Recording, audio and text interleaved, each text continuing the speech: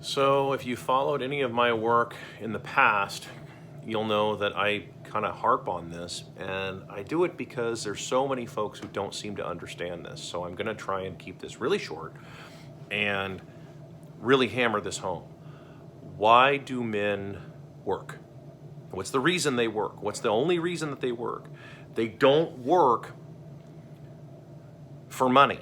It becomes a surprise to some of you, but they don't work for money in that sense. They work for a result. They work for what the money will buy them. When the money doesn't buy them anything, they are going to stop working.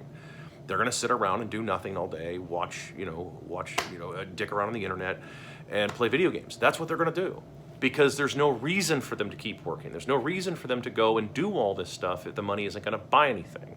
The currency is being made deliberately worthless, and it's being done for a whole bunch of different reasons. And going back, going back a long time, this can't continue, right? So, the idea is, okay, well, we'll just import a bunch of illegals. Well, that's what they're doing. They're certainly importing a whole shit ton of illegals, but this isn't going to help things either, because you think that these guys are going to work and continue to pay taxes so that boomers can have a great life? No, boomers are screwed too. No, I would tell anybody that, look, you're going to have to understand this is a currency issue. It is a money issue. So let me just briefly explain this. Value is subjective. All values are subjective. Think of that as a positive post on a battery, okay? So what you need to have is a negative, right? In order for electricity, you have to have a negative as well. You have to have ground, which means that you want your currency to be objective. This is why, for example, gold for the longest time was used. Gold is used because it either weighs or it doesn't. It's either pure or it's not. You either have it or you don't. That's it. So think of it like that. If you have, when your currency is objective, right? That's why you don't use diamonds, by the way.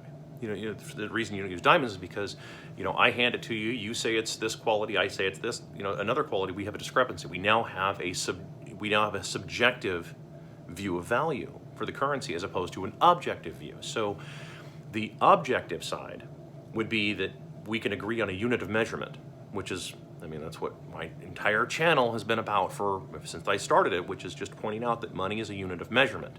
When you start messing with the units of measurement, men figured this out very quickly. Women are now starting to figure this out. Many of them are saying, fuck it. They're saying, dude, I'm going to just sit around and play video games all day. I'm going to do nothing, because why would I go to work and why do I want to half kill myself to go work for some company that I don't want to go work for a bunch of people I don't like, and get the lifestyle I don't want? People are figuring this out more and more and more. It's not laziness. For boomers out there, I'm probably the harshest critic of boomers. And it's not unfounded, by the way.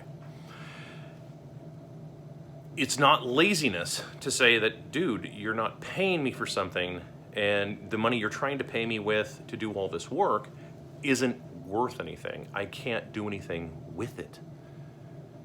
How does it work? You need to have more skills. You could have all the skills in the world you want. If your currency is becoming worthless, then it's just.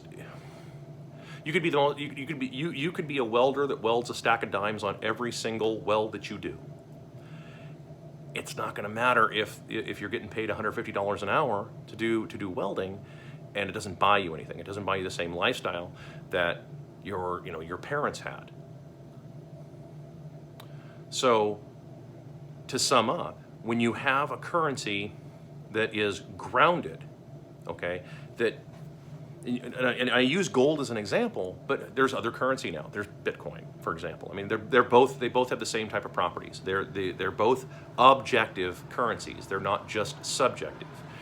You can argue all you want about the subjective value of what it is that you're trying to sell.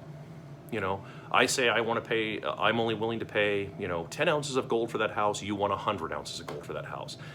Somewhere in the middle, we have to figure out what we're going to figure out. But we're not saying, hey, I think the unit of measurement of a troy ounce of gold is wrong.